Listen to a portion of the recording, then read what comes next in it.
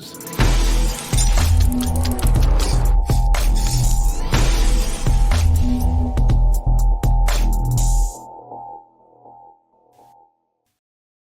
All right. We got some breaking news in the Bronx, actually, of all places. So there you go. So on yesterday's show, we interviewed Jose Vega, who is going up against Ritchie Torres, who has been on this whole massive wave of blocking people on X, formerly known as Twitter, but I call it Phoenix, mixing the bird and the X, but that's beside the point, getting off target.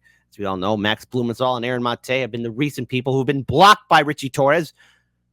Representative, Congressman Torres, why are you doing that? Because apparently, I guess people have been upsetting him because they've been giving their opinion about his unbiased and complete loyalty to, I guess AIPAC and other pro-Israeli lobby groups. And apparently, at an event, Ritchie Torres was disrupted by Bronx constituents at the Jerusalem Post-Zionist Gala. Ooh la la, a fancy gala event. Where is AOC and her fantastic dress? Tax the rich, right? Tax the rich. Well, here we go. Hey, listen, folks. Make all these politicians' lives uncomfortable. These Democrats, these Republican lawmakers, they're all what they are is they're owned. They're owned by corporate donors. They're owned by lobby groups. The donors come before the voters, okay? The voters have no say. Donors have a say. Donors have more rights than voters, okay?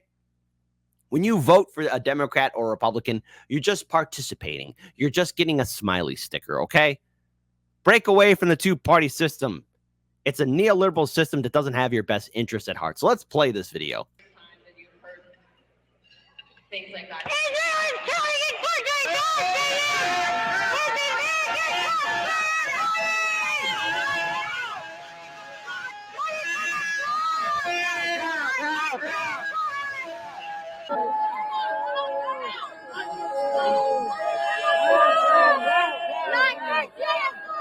So much for freedom of speech, right?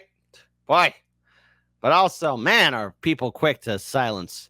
We're going to rewind that just a little bit. But, I just can't help but remember all these people, especially when Trump got into office, how so many people were saying, we're going to be a resistance fighter, or we're going to stand up against Trump, or either that. My most favorite one of them all is, if I was alive, hold on, we're going to put this video down here.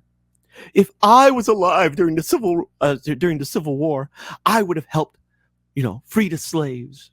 If I was alive in Europe during World War II, I would have hid the Jews from the Nazis. Whenever you hear somebody say that, alarm bells should be going on in your head, because guess what?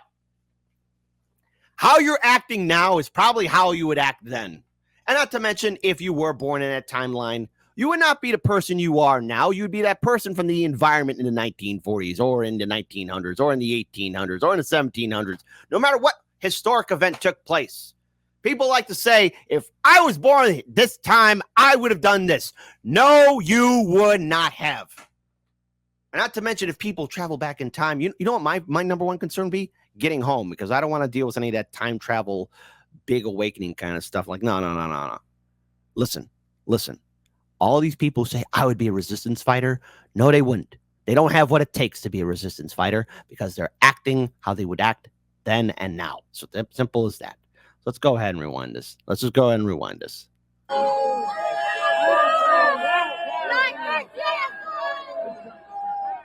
Congressman-elect was here with you, and the Bronx.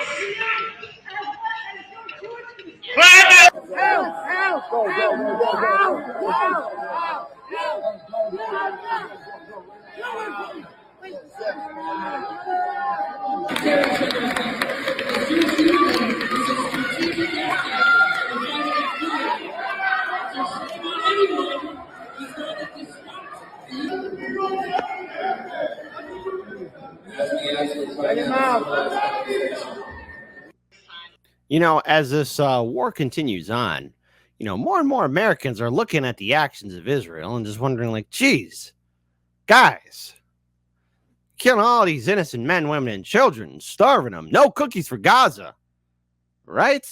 No cookies for Gaza. But my goodness gracious, it is just interesting to see how people are really revealing themselves and how they would act especially in these nightmare situations, you know? Because right now, humanity as an entire species, you know, we have been at war with each other for centuries upon centuries upon centuries. And we've never learned the lesson how to treat each other with respect.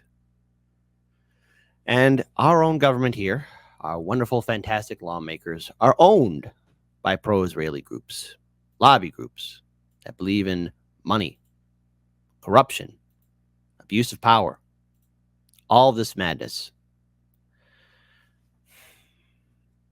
I have to give a huge shout out to the people who are speaking out against this, because when there is injustice, you have to speak out. And this goes for all of us across the political spectrum.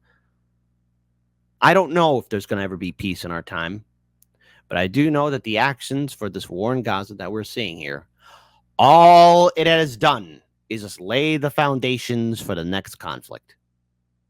How can people forgive? How can people move on when so much destruction, endless, unnecessary destruction took place? All of Gaza is a moonscape. We don't know if the hostages are still alive or not. 36,000 plus men, women, and children dead. I mean, hell, and these are just the numbers we know. That, by the way, that number is probably going to get a lot higher. And what do our politicians say? People like Ritchie Torres or Biden or Elizabeth Warren. They're not going to do anything. See, our politicians are not really leaders. Our politicians are not statesmen. They're not representatives. They're not senators. They're just politicians. You know, you want them to care. You want them to do something. They're giving you a can. They're giving you a can. Say, hey, fill it up. Fill it up with money. Then I'll listen to you. Then I'll listen to you.